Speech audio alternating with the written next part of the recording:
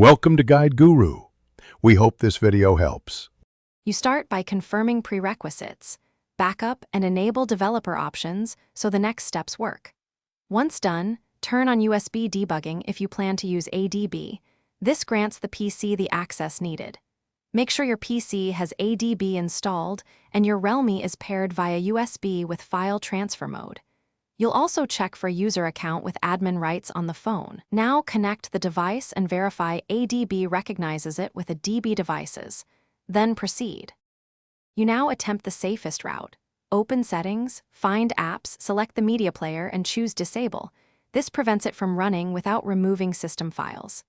If Disable isn't available, use a DB, run a DB shell to access the device, find the package with PM list packages grep media, then uninstall for the current user using PM uninstall user 0 package.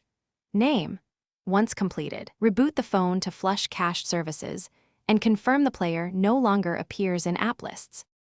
You finish by checking the home screen, app drawer, and running services to ensure the media player is gone. If something breaks, you can reinstall the original app with a DB shell CMD package install existing package. Name or restore your backup. This is why you backed up first. Make sure other apps still play media so codecs aren't impacted. One key troubleshooting tip: if playback fails system-wide, reboot into safe mode to isolate third-party conflicts before restoring the player. Thanks for watching. Consider subscribing if we helped you today.